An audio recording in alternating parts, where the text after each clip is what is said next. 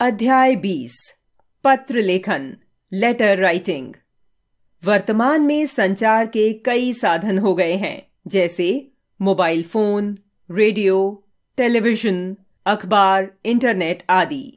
पहले एक दूसरे का हाल समाचार जानने के लिए पत्र ही भेजे जाते थे। हालांकि अभी भी पत्र लिखे जाते हैं। पत्र मुख्यतः दो प्रकार के होते हैं, एक औपचारिक पत्र, दो अनौपचारिक पत्र। एक औपचारिक पत्र, इन्हें व्यावसायिक या सरकारी पत्र भी कहते हैं।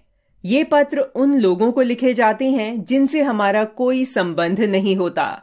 ऐसे पत्र विद्यालय के प्रधानाचार्य, संपादक, किसी पदाधिकारी, पुस्तक विक्रेता आदि को लिखे जाते हैं। दो अनौपचारिक पत्र, इन्हें घरेलू या व्यक्तिगत पत्र भी कहते हैं।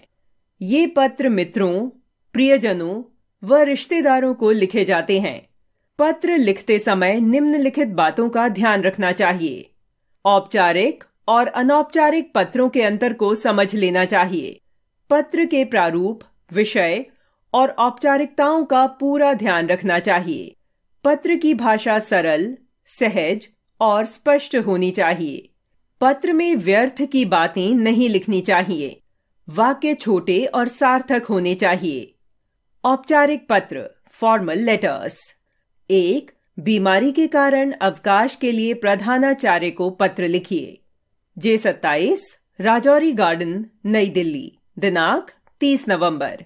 सेवा में श्रीमान प्रधानाचार्य, क.ख.ग. विद्यालय, नई दिल्ली। विषय अवकाश हेतु प्रार्थना पत्र। महोदय, निवेदन है कि कल विद्यालय से लौटते समय मैं वर्षा में भीग गया था, जिसके कारण मुझे ज्वर हो गया। डॉक्टर ने मुझे 3 दिन तक पूर्ण आराम करने की सलाह दी है। अतः आपसे प्रार्थना है कि मुझे दिनांक 30 नवंबर से 2 दिसंबर तक का अवकाश प्रदान करने की कृपा करें। सधन्यवाद, आपका आज्ञाकारी शिष्य अ.ब.स. कक्षा 7ब, दिनांक 30/11। 2. अपने क्षेत्र में डाक वितरण की अव्यवस्था और अनियमितता की शिकायत करते हुए डाकपाल अधिकारी को पत्र लिखिए।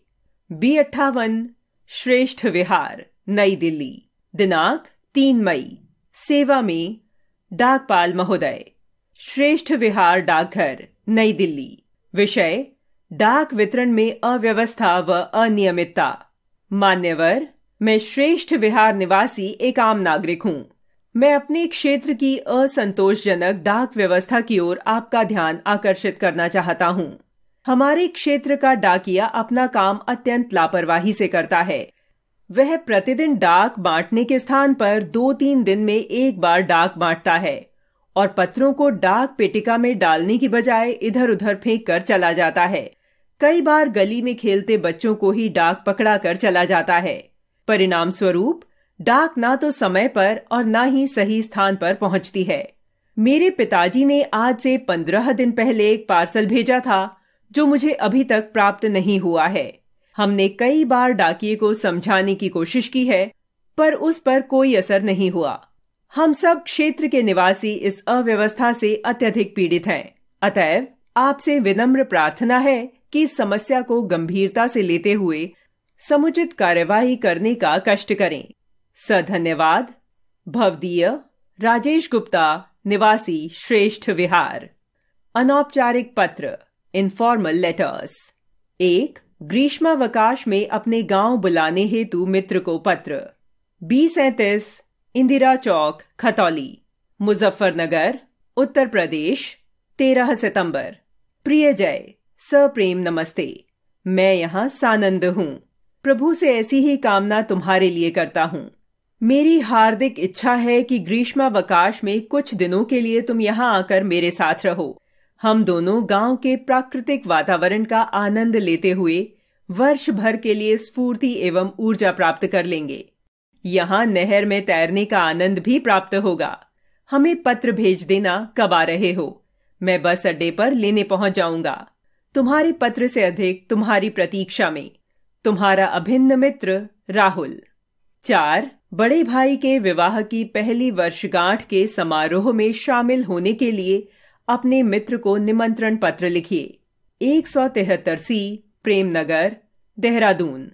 दिनांक 10 अक्टूबर। प्रिय नमन, सप्रेम नमस्ते। तुम्हें यह जानकर प्रसन्नता होगी कि मेरे भैया भाभी ने दिनांक 20 अक्टूबर को अपनी शादी की पहली वर्षगांठ शानदार ढंग से मनाने का निश्चय किया है। इस अवसर पर एक प्रतिभोज और सांस्कृतिक कार्यक्रम का आयोजन किया गया है। मैं तुम्हें इसमें सम्मिलित होने के लिए सप्रेम आमंत्रित करता हूं। आशा है कि तुम सायं 7 बजे तक अवश्य पहुंच जाओगे। लक्की को अपने साथ लाना मत भूलना। तुम्हारा मित्र सौरभ।